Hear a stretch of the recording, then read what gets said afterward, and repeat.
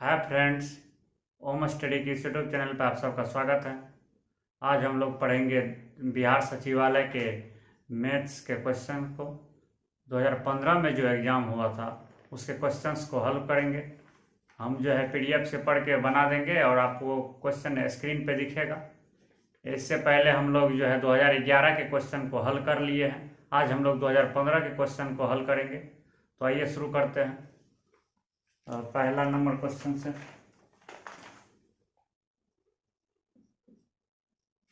Question number 1 है। एक महिला और उसके पुत्री की औसत आयु 21 वर्ष है। उनकी आयु का अनुपात क्रमशः 5:1 है। 5 वर्ष बाद उनकी आयु का अनुपात क्या होगा? एक महिला यानी कि मदर और डॉटर के औसत आयु है 21 वर्ष। औसत कितना है? 21 वर्ष। तो योग जो निकालेंगे, मदर और डॉटर के आयु का योग जो निकालेंगे, तो औसत बराबर दिया हुआ है 21, योग निकालेंगे तो 2 × 21 ले लेंगे। 21 दूना 42। योग जब भी निकालते हैं तो औसत गुना औसत जितना है और जागो मतलब दिया हुआ है, जितना का औसत दिया हुआ है उस संख्या से क्या करते हैं? गुना कर देते हैं। यहाँ 2 का औसत 21 था। योग निकालेंगे तो 21 में 2 से गुना कर देंगे। यहाँ यदि 3 का रहता ना, 3 का यदि औसत रहता है 21 तो 3 से मल्टीप्लाई करते, लेकिन 2 का है तो 2 से मल्टीप्लाई करते, योग आ गया। और इनके आयु का अनुपात जो है, मदर और डॉटर के आयु का अनुपात जो है 5:1 है। और इनके आयु का योग निकाल लिए कितना? 42। तो 5 और 1 को जोड़िएगा तो 6। 6 का वैल्यू कितना है? 42। तो 1 का वैल्यू कितना हो जाएगा? 6 से 42। तो माता का आयु निकालिएगा तो 5 का वैल्यू कितना होगा? 7 × 5 = 35। और जो है डॉटर का 7। उसके बाद बोल रहा है जो 5 वर्ष बाद दोनों के आयु का अनुपात क्या होगा? 5 5 जोड़ देंगे, 35 + 5 अनुपात 7 + 5, 35 5 40 अनुपात 7 5 12। 4 से काट देंगे, 4 × 2 = 40, 4 × 3 = 12। यही हो गया आंसर। यानी कि ये बात सिर्फ याद रखिएगा, जो औसत में जब भी योग निकालते हैं ना, तो औसत इंटू जितना दिया रहता है, जितना का औसत दिया रहता है उससे मल्टीप्लाई कर देते। यहाँ 2 का औसत था तो 2 से मल्टीप्लाई कर दिए। और ये दोनों का आयु का अनुपात दिया हुआ था। चलिए अगला क्वेश्चन पढ़ते हैं।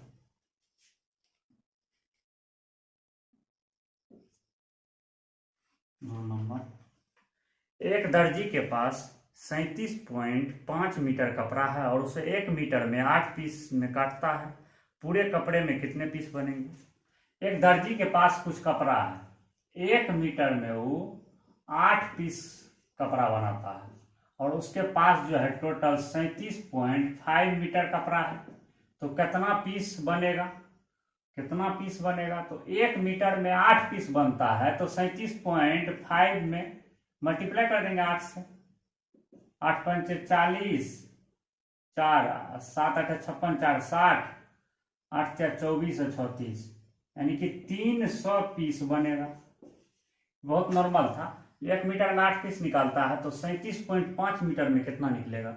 1 मीटर में 8 तो 37.5 में 37.5 × 8 कर देंगे। कितना है आंसर? 300। इसके बाद 3 नंबर देखते हैं।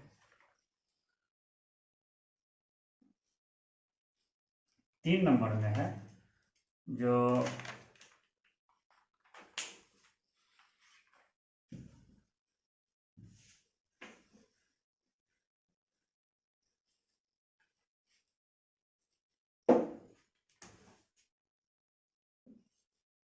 3 नंबर में है किन्हीं 2 संख्याओं का एचसीएफ और एलसीएम दिया हुआ है और एक संख्या उसमें दिया हुआ है तो दूसरी संख्या मांग रहे हैं।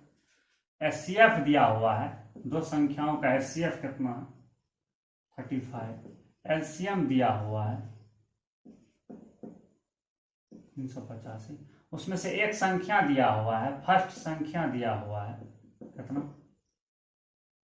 77। तो दूसरी संख्या मांग रहा है तो सेकेंड सेकेंड संख्या बराबर हो जाएगा HCF इंटू LCM बटे फर्स्ट संख्या। तो HCF कितना है 35, 385 बटे 77, यानी कि पहली संख्या गुना दूसरी संख्या बराबर होता है LCM गुना HCF। यहाँ से यदि हम दूसरी संख्या निकालेंगे तो HCF गुना LCM बटे पहली संख्या ले लेंगे। HCF और LCM दिया हुआ है और जो है पहली संख्या भी दिया हुआ था 11 7 77, 11 तिया 33 और 5 बचा 11 5 55, 7 5 35, तो 5 25, 5 15 2 17, 175 आ गया आंसर। बहुत नॉर्मल था ये। चलिए 4 नंबर देखते हैं।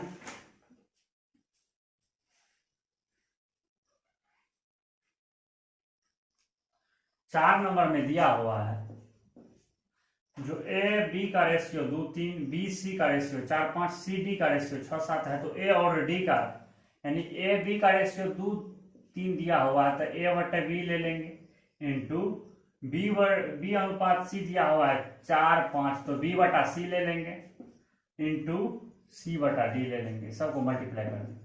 A B का रेशियो कितना था 2 3 था, तो 2 बटे 3 ले लेंगे और BC का था 4 5, तो 4 बटे 5 ले लेंगे।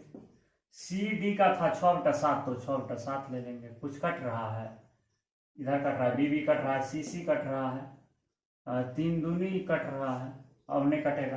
तो A बटे D, इधर कितना बचेगा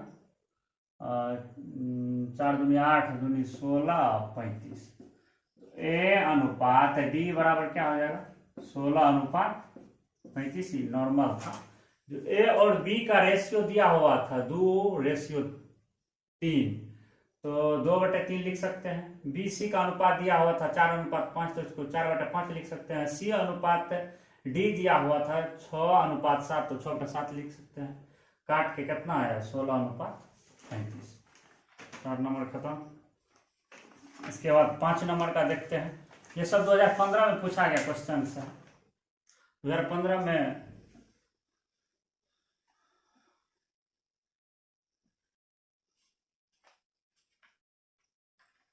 5 नंबर में कह रहा है यदि A का वेतन B से 25% कम है और B का वेतन A से कितने प्रतिशत अधिक हो। कमी प्रतिशत दिया हुआ है। इससे पहले इसका दोनों फॉर्मूला लिख दिए थे 2011 का जो क्वेश्चन कर रहे थे उसी में। कमी प्रतिशत बराबर दिया हुआ है 25%, तो वृद्धि निकालने के लिए बोल रहा है, तो वृद्धि प्रतिशत बराबर हो जाएगा कमी गुना 100 और बट्टा 100 माइनस कमी। तो कमी 25 गुना 100, 100 में से 25 गया तो 75, 25 दिया 75, 100 बटा 3 33.1/3% क्या होगा वृद्धि होगा।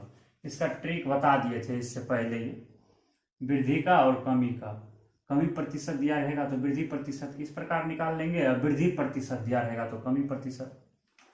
यदि वृद्धि प्रतिशत दिया रहेगा तो कमी प्रतिशत बराबर होता है वृद्धि गुना 100 बट्टा 100 प्लस वृद्धि प्रतिशत।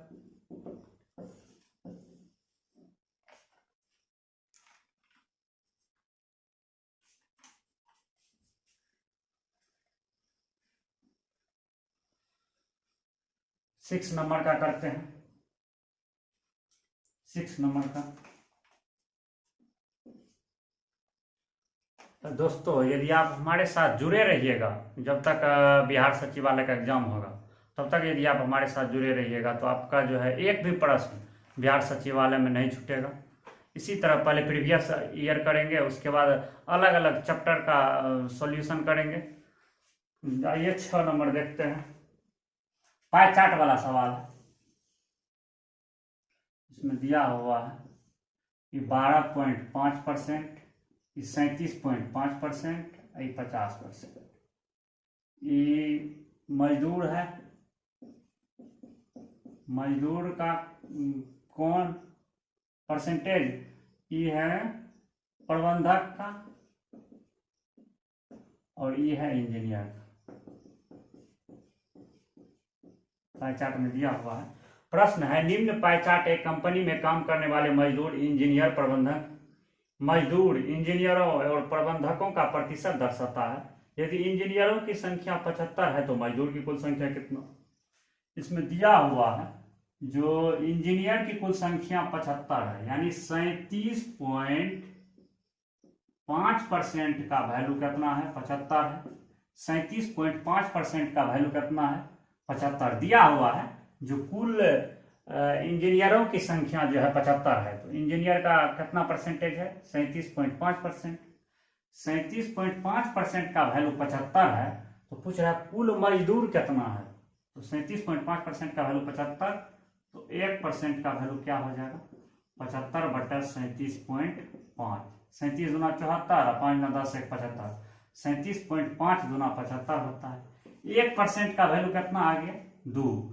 तो मजदूर की कुल संख्या बोल रहा है, तो 50% का वैल्यू कितना हो जाएगा? 2 गुना 50, यानी कि 100 टोटल मजदूर हो जाएगा। बहुत इजी होता है टाइप का सवाल, ध्यान रखिएगा। जैसे दिया हुआ है इंजीनियर का कुल संख्या 75 है, तो ये परसेंटेज के बराबर 75 को कर दिए, 1% का वैल्यू निकाल लिए। उसके बाद मजदूर का निकाल दिए, तो मजदूर का मेरा कितना निकल गया? 100। यदि यहाँ कहता जो इंजीनियर का 75 दिया हुआ है, पूछता जो टोटल कितना आदमी इसमें काम कर रहा है, तो यहाँ 50% के जगह 100% ले लेते। कहा कि पूरा टोटल कितना है? 37.5, 12.5, 50 है 50, 100%, 100% का वैल्यू निकाल लेते। बहुत ईजी है। इस टाइप के सवाल को हमेशा इस टाइप से बनाइएगा। यदि कोनो एगो पार्ट का वैल्यू दे दे, तो वहां से पहले एक का निकाल लीजिएगा। जैसे हम निकाले थे 37.5% का वैल्यू 75 है, तो 1% का वैल्यू निकाल लिए, कितना आया? 2। 50% का कितना आ गया? 100।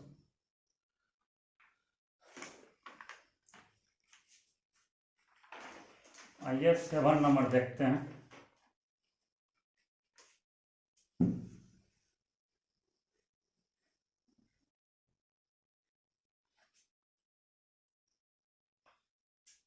सेवन नंबर में है 4/5, 6/7, 4/5, 6/7, 2/9 और 9/11। इतना दिया हुआ है। बोल रहा है अवरोही क्रम में सजाइए, अवरोही क्रम में सजाइए। इस टाइप के सवाल में नॉर्मली क्या कीजिएगा, एलसीएम सब नहीं लीजिएगा, भागा दे करके आसानी से और तुरंत हल कर लीजिएगा। 4 में 5 से भागा देंगे तो 5 8 40, 0.80 आ जाएगा।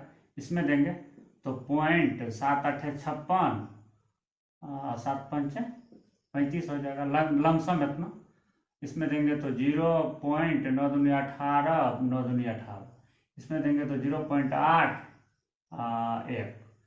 तो अब वही क्रम अब सजा देंगे। पॉइंट में ऊपर वाला में नीचे वाला से भागा दे दीजिएगा, पॉइंट में 2 डिजिट तक निकाल लीजिएगा सबका। तो अब अवरोही क्रम में सजा देंगे। सबसे बड़ा कौन है?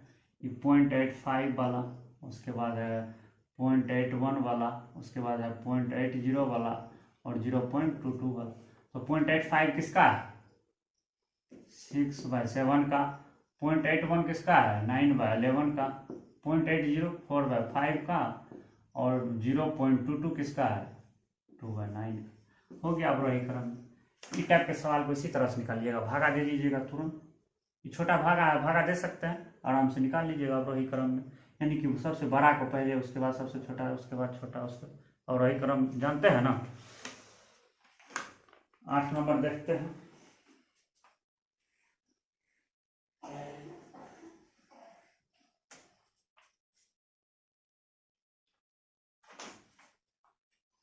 आठ नंबर में है, यदि 7 संख्याओं का औसत 8 है, यदि उनमें एक संख्या को और जोड़ दिया जाए तो औसत 9 हो जाता है, तो वह संख्या ज्ञात कीजिए। 7 संख्या का एवरेज दिया है, 7 का एवरेज यानी कि औसत दिया हुआ 8। तो योग आपको बताए थे, योग निकालते हैं तो औसत गुना जितना का औसत दिया रहता है उससे मल्टीप्लाई कर देते हैं। तो औसत 8 है, कितना का मल्टीप्लाई है? 7 का, तो 7 से मल्टीप्लाई कर देते हैं। 7 8 56। इसमें एक संख्या जोड़ने से, 56 में यदि हम एक संख्या x जोड़ देते हैं तो पहले क्या वो था? 7 गो था संख्या, अब कितना हो गया 8 गो, इसका औसत 9 हो जाता है। तो 56 प्लस x बराबर 9 है 72, x बराबर 72 माइनस 56, 12 में से 6 गया 6, 6 में से 5 गया 1, 16 आंसर। इसमें x जोड़ दिए तो पहले 7 संख्या का था, अब 8 संख्या का हो गया, औसत 9 हो गया। इस तरह निकाल लेंगे x का वैल्यू, यही संख्या जोड़ने पर।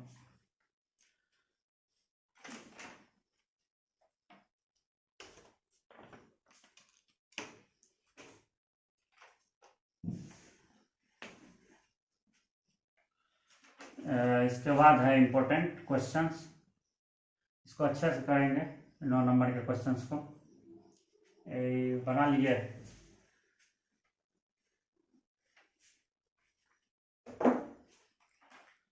नौ नंबर्स का क्वेश्चन जो है, एक बर्तन में A तथा B द्रव का मिश्रण 4:1 में है। यदि उस मिश्रण में से 10 लीटर निकाल करके उसके स्थान पर B द्रव मिला दिया जाता है तो मिश्रण का अनुपात 2:3 हो जाता है। तो बर्तन में प्रारंभ में A द्रव कितना था?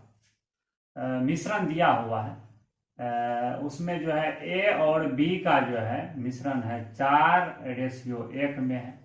मान के चलिए वो बर्तन है, इसमें जो है 4:1 में कुछ द्रव मिला हुआ है, मिश्रण है, उसमें A 4 है B 1, ठीक है। इसमें से पहले क्या क्या है, जो 10 लीटर मिश्रण को निकाल लिया। मिश्रण में से यदि हम 10 लीटर निकाले, 5 लीटर निकाले, रेस्ट जो बचेगा उसमें मिश्रण का रेशियो वही होगा जो पहले था। मान के चलिए कोई दूध वाला पानी और दूध मिला के बेचने आया, आपको मान के चलिए 5 लीटर दे दिया। उसके बाद जो उसके ड्रम में दूध बचा, उसमें तो पानी और दूध का रेशियो वही था जो पहले से था, वो रेशियो चेंज नहीं होता है। इसमें से यदि हम 10 लीटर निकालबो करेंगे तब वो इसका रेशियो कितना रहेगा, 4:1 ही का रेशियो रहेगा। इसके बाद बोल रहा है जो इसमें अब जो है बी, ए नहीं निकाले हैं मिश्रण, लेकिन इसके जगह जो है बी जो है इसमें 10 लीटर दे रहे हैं, तब इसका जो रेशियो हो जाता है 2:3 हो जाता है। मान के चलिए यहाँ तक तो ठीक था, 4:1 था। और इसमें अब क्या डाले हैं, बी डाले हैं ना, इसमें क्या डाले हैं, मिश्रण में क्या डाले हैं, बी डाले हैं। तो ए वाला में कोई चेंजिंग नहीं होना चाहिए, ए वाला में कोई चेंजिंग नहीं होना चाहिए। तो यहाँ जो रहेगा ए, यहाँ भी वही रहना चाहिए, लेकिन यहाँ कितना है 2 है, इसको पहले बराबर कर लेंगे। तो 2 से मल्टीप्लाई कर देंगे इसमें, तो 2 दूनी 4, 3 दूनी 6, यानी 2 से मल्टीप्लाई कर दिए तबे ना बराबर होगा। 2 दूनी 4, 3 दूनी 6, यानी कि इसमें बी डालने से इसका रेशियो कितना हो जाता है 4:6। तो देखिए ये दोनों तो सेम है, काहे कि बी डाले हैं तो ये दोनों सेम है। 1 से कितना हो गया 6, कितना बढ़ा 5, ये 5 का वैल्यू कितना है 10, 5 का वैल्यू कितना है 10 है। तो ये टोटल जो है, टोटल 4:1 5, यहाँ तक कितना था मेरा मिश्रण 10 लीटर, यहाँ तक मिश्रण कितना था मेरा 10 लीटर। 10 लीटर ही था और 10 लीटर निकाले थे, तो टोटल मिश्रण कितना हो गया, टोटल मिश्रण कितना हो गया, प्रारंभ में टोटल मिश्रण कितना हो गया 20 लीटर। और 20 लीटर को कितना के रेशियो में डिवाइड करना है, 4 और 1 के रेशियो में, 4:1, 4:1 में इसको डिवाइड कीजिएगा तो 16 और 4 हो जाएगा, यानी कि 16 लीटर और 4 लीटर। यही इसका आंसर हो गया। पूछ रहा है जो प्रारंभ में ए का कितना मात्रा था, तो 16 लीटर। प्रारंभ में ए का कितना मात्रा था 16 लीटर। ये हो गया है इसका फॉर्मूला। इसके बाद 10 नंबर पढ़ते हैं।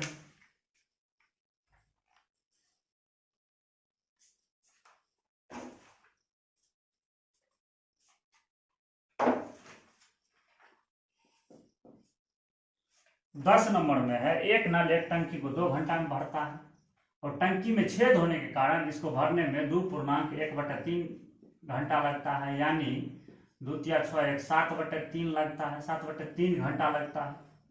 तो सबसे पहले दोनों का एलसीएम ले लेंगे। फ्रैक्शन वाला एलसीएम 2 और 7/3, फ्रैक्शन वाला एलसीएम में ऊपर का एलसीएम ले लेते हैं, 7 2 का एलसीएम कितना हो जाएगा 14, और नीचे वाला का एचसीएफ लेते हैं। भिन्न वाला एलसीएम जब भी निकालिएगा तो ऊपर वाला का एलसीएम ले लीजिएगा, नीचे वाला का एचसीएफ ले लीजिएगा। ऊपर वाला का एलसीएम 14 हो गया, नीचे वाला का एचसीएफ 1 हो गया, तो इसका जो एलसीएम होगा 14 होगा।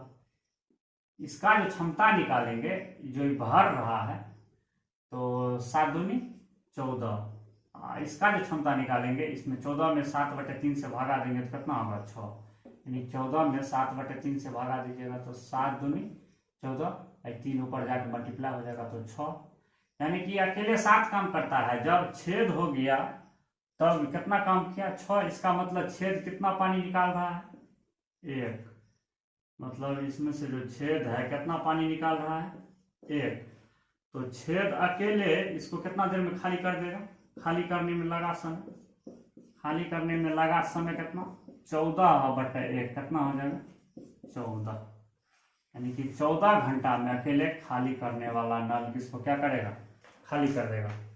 तो आज हम 10 क्वेश्चन कर लिए, इसके बाद जो क्वेश्चन बचा अगले वीडियो में करेंगे। यदि वीडियो अच्छा लगा हो तो चैनल को सब्सक्राइब कर दीजिएगा, अपने दोस्तों के साथ शेयर कर दीजिएगा। तब तक के लिए जय हिंद।